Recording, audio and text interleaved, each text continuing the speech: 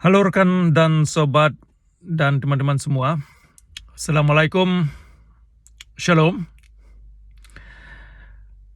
Apa benar bahwa dalam Islam itu sangat menghargai nyawa manusia atau hidup manusia, hidup seseorang? Coba kita perhatikan. Sering kita mendengar kaum muslim menggunakan ayat siapa yang membunuh seseorang dengan sengaja atau dengan alasan tidak beralasan, itu seolah-olah seperti membunuh semua sekalian manusia. Coba kita lihat lebih dalam lagi, apa benar ajaran itu bisa dijalankan dalam syariah Islam, dalam koridor syariah Islam? Ternyata konsep itu tidak jalan.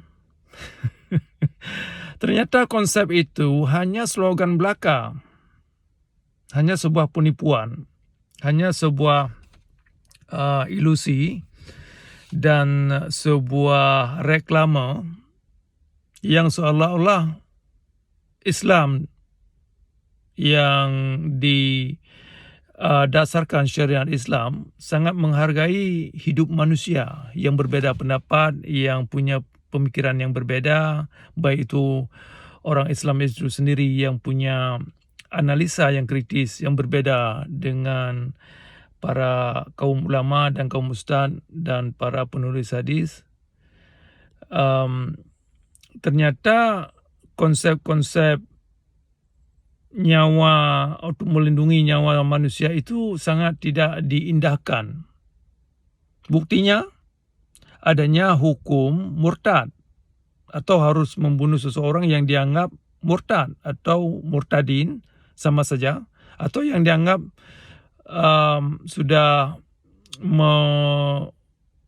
mengkritik agama Islam atau menistakan agama atau sudah melenceng daripada ajaran-ajaran kitab hadis dan Ahlus Sunnah.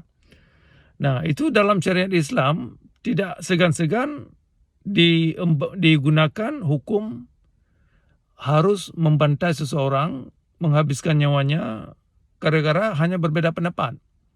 Artinya ini menunjukkan Islam secara syariah sangat tidak menghargai nyawa manusia. Makanya adanya sikap halal darah. Makanya ada sikap-sikap sikit-sikit emosi halal darah. Nah, kenapa budaya halal darah ini ada dalam masyarakat Islam di mana saja, baik itu orang Islam dari Indonesia, dari Maroko, dari tanah padang pasir, Mesir, Arab Saudi, Irak, Iran dan lain-lain, dan Afghanistan, Pakistan, Azerbaijan dan Chechnya, dan termasuk Aljazeera, Nigeria atau negara-negara di Afrika Barat seperti Boko Haram.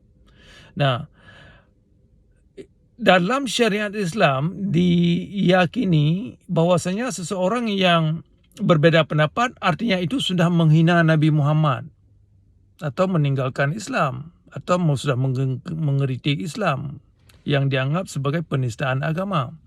Dan dengan itu diambil tindakan untuk membunuh seseorang yang hanya gara-gara berbeda pendapat. Nah, ini intinya bahwasanya agama Islam di bawah syariat Islam tidak menghargai nyawa manusia yang berbeda pendapat sama sekali. Ini tolong diperhatikan ini, jangan salah kaprah. Karena banyak sekali orang Muslim tertipu dengan slogan-slogan bahwasanya dalam Islam itu sangat melarang seseorang membunuh orang lain yang tidak berdosa. Kita berbeda pendapat kan seharusnya jangan dianggap berdosa. Yang namanya manusia, kita punya nalar yang berbeda, punya pengalaman dan ketajaman pemikiran yang berbeda. Nah, kalau ini tidak bisa dihargai, berarti Islam ini bukan kepada kemanusiaan sama sekali. Bukan kepada spiritualitas dan bukan juga kepada moralitas. Nah, ini kawan-kawan semua, ini tolong diperhatikan ini persoalan. Ada slogan dalam agama Islam itu, siapa yang membunuh seseorang itu seolah-olah dia akan membunuh sekalian manusia.